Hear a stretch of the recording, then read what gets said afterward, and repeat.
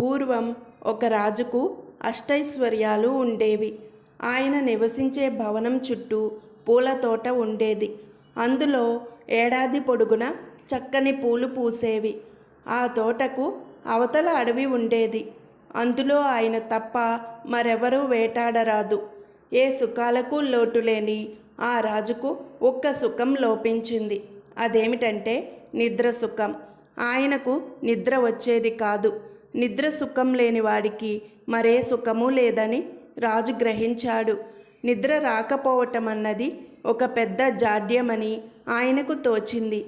ఆ జాడ్యానికి ఆయన ఎన్ని చికిత్సలో చేయించుకున్నాడు.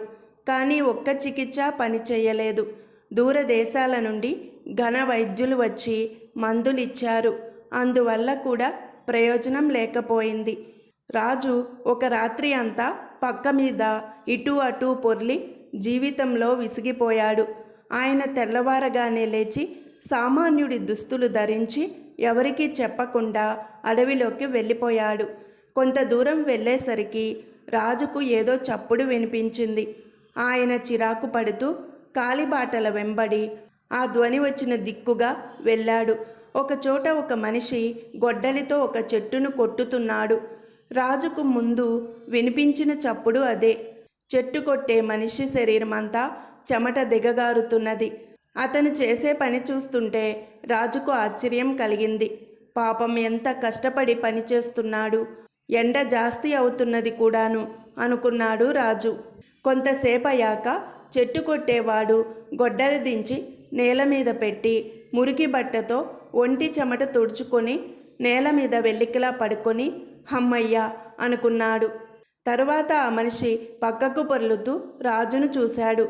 ఎవరో తనకేసి తెరిపారా చూస్తుండటం కళ్ళబడగానే ఆ మనిషి చప్పున లేచి కూర్చున్నాడు.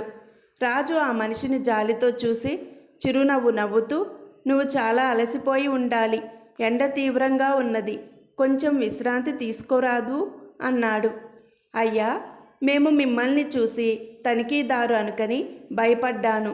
మీ మాటలు వింటే మీకు శరీర శ్రమ అలవాటు లేనట్టున్నది అన్నాడు చెట్టు కొట్టేవాడు. నిజమే అన్నాడు రాజు. మీ బట్టలు శుభ్రంగా ఉన్నాయి. అరిచేతులు మెత్తగా కనిపిస్తున్నాయి.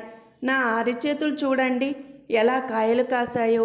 మీరు దర్జీ పని చేస్తారేమో అని ఆ మనిషి అడిగాడు. నేను దర్జీని కాను. కానీ ఒక మాట చెప్పు, ఇంత కష్టపడి పనిచేసినాక నీకు నిద్ర ఎలా పడుతుంది అన్నాడు రాజు. ఇది పిచ్చి ప్రశ్నగా తోచి చెట్టు కొట్టేవాడు గట్టిగా నవ్వి, నేను గంటల కొద్దీ నిద్రపోగలను. నల్లులు కుట్టినా తెలీదు అన్నాడు. నేను నమ్మలేను అన్నాడు రాజు. మీరేమిటి నమ్మలేరు? నాకే డబ్బుంటే వారం రోజుల పాటు నిద్రపోదును. కానీ పేదవాణ్ణి, పని చేస్తే కానీ పొట్ట గడవదు. నేను కష్టపడకపోతే నా భార్య బిడ్డలు ఆకలితో మాడిపోతారు అన్నాడు ఆ మనిషి. మన రాజుకు నిద్ర పట్టదని నువ్వు వినలేదు అని రాజు అడిగాడు. అదే నాకు వింతగా ఉన్నది. ఆయన నాలాగా కష్టపడి పని చేయనక్కర్లేదు. పడుకోవడానికి మెత్తని పట్టుపరుపులున్నాయి. ఎందుకు నిద్రపోలేడో అన్నాడు ఆ మనిషి. రాజు మాట్లాడలేదు. చెట్టు కొట్టేవాడు లేస్తూ, నేను కూర్చొని కబుర్లు చెప్పడానికి లేదు. తనిఖీదారు చూశాడంటే పనిలో నుంచి తీసేస్తాడు అని గొడ్డలి తీసుకొని మళ్ళీ చెట్టు కొట్టసాగాడు. ఆ మనిషి పని చేస్తుంటే రాజు వింతగా చూసి, రాజునై ఉండి నేను నిద్రపోలేకుండా ఉన్నానే, ఈ కట్టెలు కొట్టేవాడు ఎలా నిద్రపోగలుగుతున్నాడో అని ఆశ్చర్యపోయాడు. కొంతసేపు గడిచాక ఆయన ఆ మనిషితో, నువ్వు ఆ నీడన పడుకొని నిద్రపో. నువ్వు నిద్రపోవటం చూడాలని ఉన్నది అన్నాడు. ఇంకా నయం, సాయంత్రం లోపల ఈ పని పూర్తి కావాలి అన్నాడు చెట్టు కొట్టేవాడు. దాన్ని గురించి భయపడకు, నీ పని నేను చేసి పెడతాను అంటూ రాజు ఆ మనిషి చేతిలో నుంచి గొడ్డలి తీసుకున్నాడు. చెట్టు కొట్టేవాడు రాజుకేసి అనుమానంగా చూసి వెళ్ళి చెట్లు నీడన పడుకొని మరుక్షణమే నిద్రపోయాడు.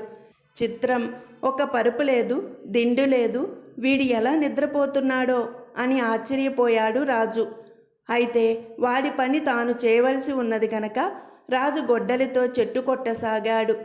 త్వరలోనే ఆయనకు చెమట పట్టింది. చొక్కా విప్పేయవలసి వచ్చింది. చెట్టు కొట్టటం ఎలాగైతేనేం పూర్తి అయ్యింది.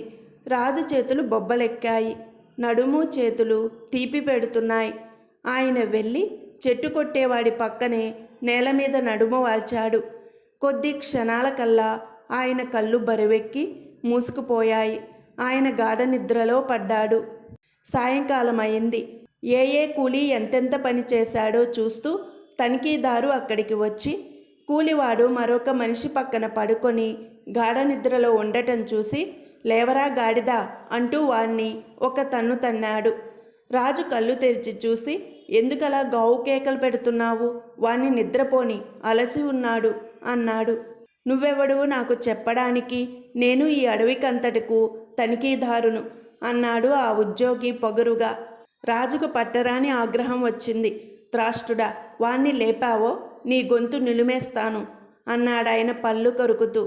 తనిఖీదారు బెదిరి వెనక్కి తగ్గుతూ, నేను మళ్ళీ వచ్చి నీ అంతు తేల్చకపోతే చూసుకో అని బెదిరించాడు. ఈ లోపుగా రాజభవనంలో రాజుగారు ఏమైపోయినది తెలియక పరివారం ఆయన కోసం వెతకసాగారు. వారిలో కొందరు అడవిలోకి వచ్చి రాజును బెదిరిస్తున్న తనిఖీదారును చూసి, ఏమయ్యా రాజుగారు గాని కనిపించారా అని అడిగారు. రాజుగారి మాట ఏమో కానీ ఇక్కడ రారాజు ఒక ఆయన దాపురించాడు, అడుగో అంటూ మారువేషంలో ఉన్న రాజును చూపించాడు తనిఖీదారు. భృత్యులు రాజును గుర్తించి, మహారాజా, తమ కోసం రోజల్లా వెతుకుతున్నాం అన్నారు. రాజు లేచి నిలబడి తన భృత్యులకు చెట్టు కొట్టిన వాణ్ణి చూపి, మీరీ మనిషిని రాజభవనానికి తీసుకుపోయి హంసతూలిక తల్పం మీద పడుకోబెట్టండి. తనంతట తాను లేచేదాకా అతన్ని నిద్రపోనివ్వండి. నిద్ర లేచాక కడుపు నిండా తిండి పెట్టండి. ఈ మనిషి నా జబ్బుకు చికిత్స చెప్పాడు అన్నాడు. మర్నాడు కట్టెలు కొట్టేవాడు నిద్రలేచాడు. రాజు అతన్ని అడవికంతటకు పెద్ద తనిఖీదారుగా వేసి చాలా సహాయం చేశాడు.